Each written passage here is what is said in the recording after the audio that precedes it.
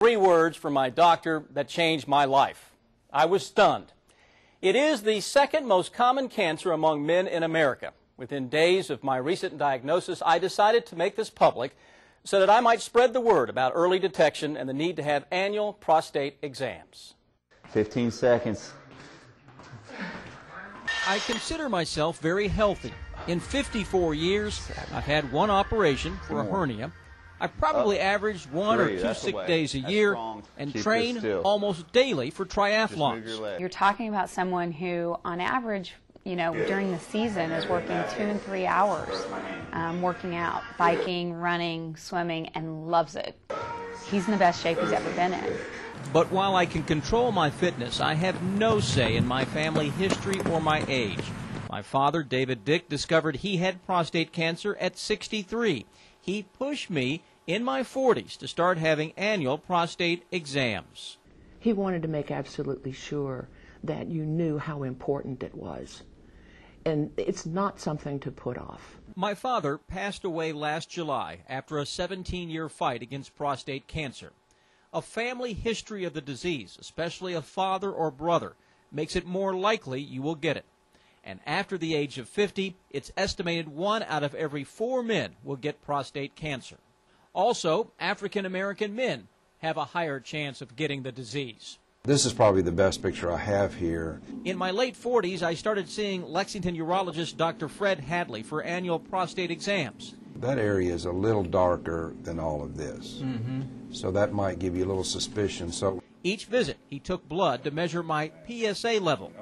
PSA is a substance made by the prostate gland. A PSA number below 3 is considered normal for someone my age. Here are my PSA numbers the last 5 years, beginning with 2.1, 1.5, 1.7, 2.6, 2.8, and then this year, 4.9. When my PSA number nearly doubled, Dr. Hadley was concerned. A higher PSA does not mean you have cancer, but the sudden jump and higher number mean there's a greater chance of finding cancer. PSA is not a cancer chemical. It's a normal chemical that's present. It's just the amount that gets your attention. I had no symptoms, but the jump in my PSA was a red flag. Next, Dr. Hadley did a biopsy, taking tiny tissue samples from my prostate. He told me it was the only sure way to know if I had cancer. Your biopsy did confirm cancer cells in 1 of 12 biopsy specimens, and it was a very small portion of 1 piece. Dr. Hadley believes we have found my cancer at a very early stage and that it is curable. If the prostate cancer is just in the prostate gland itself and you treat the prostate either with surgical removal or radiation, you've eliminated the disease entirely. I just feel such a huge relief that it was caught early, and we don't have to go through, God willing, what his dad did.